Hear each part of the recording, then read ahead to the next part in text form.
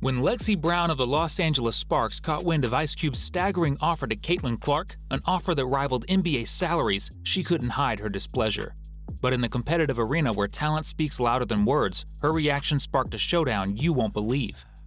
Earning just over $80,000 this season, Brown saw this staggering NBA-level offer to Clark, then still an NCAA player, as a slap in the face to many in her league.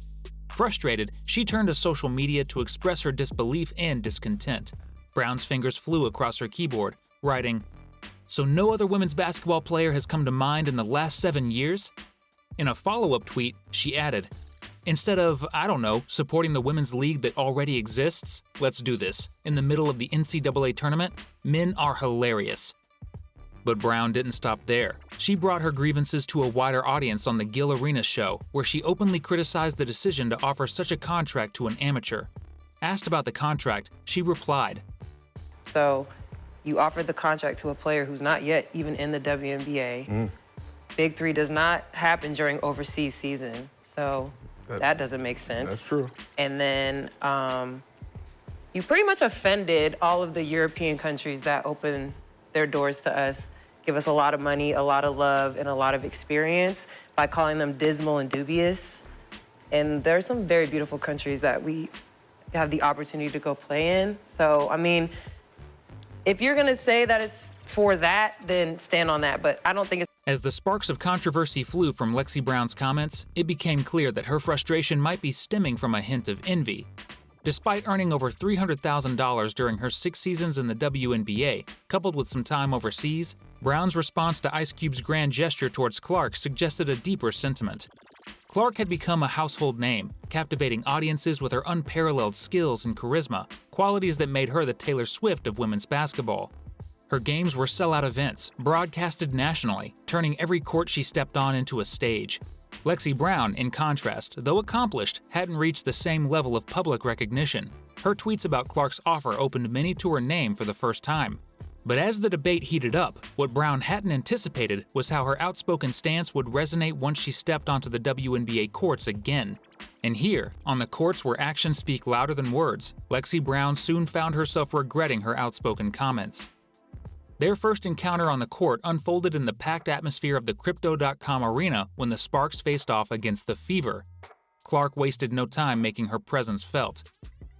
Just 2 minutes into the game, she executed a perfect give-and-go with Nalissa Smith, who found her cutting to the basket for an easy layup. Despite the relentless double-teaming and harassment from Nurse, Clark continued to shine, showcasing her exceptional playmaking skills. She found Fagbinley, who then connected with Boston under the rim for a wide-open layup, narrowing the Sparks' lead to 7. In the second quarter, the momentum shifted dramatically. The Sparks committed a costly turnover, and Fagbinley seized the opportunity. She quickly found Clark, setting the Fever up for a fast break. Clark, driving in transition, then dished the ball to Wallace, who launched a three-pointer from downtown, narrowing the Sparks' lead to just 3 points with the score at 20-23. On the next possession, Clark showcased her playmaking brilliance once again. Advancing the ball up the court, she found a cutting Fagbinley with a precise pass, facilitating another scoring opportunity for the Fever. Immediately after, from a baseline inbound, Clark found Wallace all alone under the basket. Wallace sank the layup, bringing the Fever just 4 points shy of catching the Sparks. Clark was terrorizing the Sparks with her passes. In a spectacular display of court vision, Clark launched a near full-court pass to Wallace again, under the basket. Wallace faked out her defender and sank the 2 off the board, further cutting into the Sparks' lead. By the end of the first half, the Fever trailed 45-34, but Clark's impact was undeniable. She had contributed significantly in the second quarter alone, racking up 4 rebounds and 4 assists. In stark contrast, Lexi Brown had managed just 2 assists and 2 rebounds in the entire first half. In the third quarter, the Fever's momentum continued to build. Boston found Clark with the ball, setting a perfect screen and roll. Boston cut to the rim, and Clark delivered a pinpoint pass, leading to an easy layup off the board. However, Clark's influence wasn't limited to offense. After a turnover by her team, she hustled back and managed to steal the ball. The Fever's fluidity was on full display as they executed perfect ball movement, culminating in a Fagbinley 18-footer to tie the game, capping off an impressive 11-0 run. Clark's lethal ball handling continued to shine. She found a cutting Fagbinley under the rim. Fagbinley then fakes as she sinks the layup. And to start the fourth quarter, the intensity ramped up. Boston found Clark and set a screen. Clark, seeing an opportunity, decided to launch a three-pointer, but it was blocked. Boston hustled to recover the ball and forced a layup, cutting the Sparks' lead to just 1 point, making the score 55-56. Clark quickly regrouped and found Boston again with a precise bounce pass from the top of the key. Boston drove aggressively over Talbot, giving the Fever a 1-point lead at 57-56.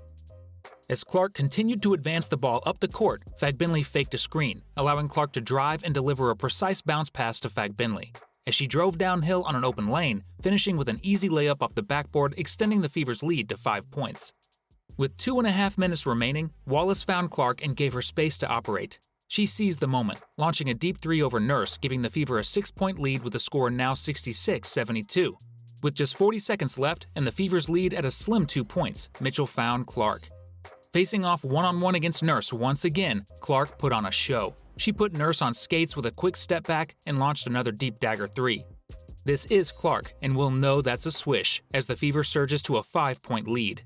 The Indiana Fever picked up their first win of the season, beating the Sparks 78-73 after trailing by 11 points at halftime. The number 1 overall 2024 WNBA draft pick finished with an impressive stat line: 11 points, 10 rebounds, 8 assists, and 4 steals, a near triple-double.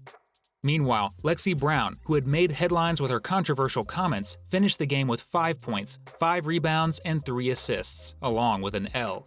Then came their second head-to-head matchup, and in this one, Brown quickly realized that she had made a big mistake and awakened the beast in Clark. From the opening tip, Clark was on a mission. She relocated and found herself at the top of the key where Wallace spotted her. Clark didn't hesitate and drained a three-pointer to give the Fever an early 5-2 lead. As the game progressed, Cece showcased her dynamic ability to drive and distribute. She penetrated toward the rim, but, seeing the defense collapse, cut a pass out to Smith beyond the arc. Smith, wide open, launched a three-pointer to end a 9-0 run by the Sparks. But despite her efforts, the Sparks ended the first quarter ahead, leading 24-15. To start the second quarter, Clark wasn't just making plays, she was orchestrating crucial blocks on defense. She got the ball, drove in a fast transition, and found Lexi Hull in the corner. Hull, recognizing Clark's shooting abilities, returned the ball to her, and without hesitation, Cece launched and sank a catch-and-shoot three, narrowing the Sparks' lead to just 4 points. Wallace also contributed to Clark's momentum by creating opportunities for her. Wallace sets a solid screen for Clark, who drove downhill aggressively and sank a smooth scoop layup. Clark's defensive capabilities were on full display as well. With less than a minute to go in the second quarter, she blocked Hamby from behind, leading to a shot clock violation. By the end of a dominant first half, 22 had racked up 14 points and 5 assists. Despite her efforts, the Fever was still down by 5 points at halftime. To start the third quarter, Caitlin Clark was once again the catalyst for the Fever. She initiated a smooth offensive sequence by finding Boston. Boston then quickly passed the ball to Fagbinley with a bounce pass. Fagbinley executed a skillful spin on Hamby and drove down the baseline to sink a reverse layup. The Fever's defense was just as sharp. They forced a Sparks turnover, which allowed Clark to drive to the rim unopposed for an easy layup, narrowing the Sparks' lead to just 1 point, 37-36.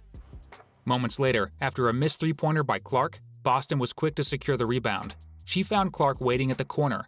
Instead of attempting another three-pointer, Clark opted for a more aggressive approach, driving to the basket and completing another reverse layup. As the game intensified, Clark continued to orchestrate the Fever's offense with precision. Once again, she brought the ball up the court and executed a perfect give-and-go with Boston. However, rather than forcing her way to the basket, Clark displayed her keen court awareness by finding Mitchell beyond the arc, who then sank a wide-open three. Clark's synergy with Fagbinley continued to exploit weaknesses in the Sparks' defense. Clark found Fagbinley once more, setting her up for a smooth drive and an easy layup. Facing mounting pressure, the Sparks adjusted their strategy, opting to double-team Clark in an attempt to curb her influence. But despite this, she still managed to find her Smith, who then dished to a cutting Mitchell. This sequence put the Fever ahead 50-46 midway through the third quarter. However, the game's momentum shifted as the Fever momentarily let their guard down. The Sparks capitalized on this lapse, orchestrating an 11-0 run that dramatically flipped the script. By the end of the quarter, the Sparks had regained control, leading by 4 points. But despite the Sparks ending the third quarter on a run, they committed a crucial turnover early in the fourth, thanks to a steal by Clark. She then turned on the Jets and went coast to coast, but despite her effort, she missed the layup. However, Boston was right there to clean up, getting fouled in the process and heading to the line. Down by 4 points, Boston set a screen for Clark, who then launched another three-pointer from the top of the key, bringing the Fever within just 1 point of the Sparks. On the defensive end, Clark continued to display her defensive ability. Brink attempted to lob the ball to Hamby, but Clark was there to deny it. The pick and roll between Boston and Clark had been effective all game, and the Sparks were struggling to contain it. Boston found Clark, set a screen, and rolled to the rim where Clark found her for a drive that resulted in another one, further tightening the game. With only 20 seconds left, Clark, despite being doubled, managed to find Boston. Boston took a step back and sank a crucial three-pointer, cutting the Sparks' lead to just 5 points, making the score 85-80. To end the game, Clark capped off her impressive performance with a drive to the rim for a layup.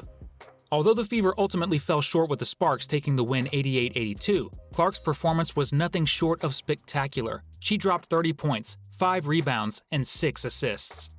Lexi Brown's initial comments sparked a fierce response from Caitlin Clark, whose performances have spoken louder than any tweet ever could. And as we've seen today, even in defeat, a star's light can shine the brightest. And as always, don't forget to hit that like button if you enjoyed this breakdown, and subscribe for more basketball sports stories and analyses. Stay tuned for more. Catch you in the next video.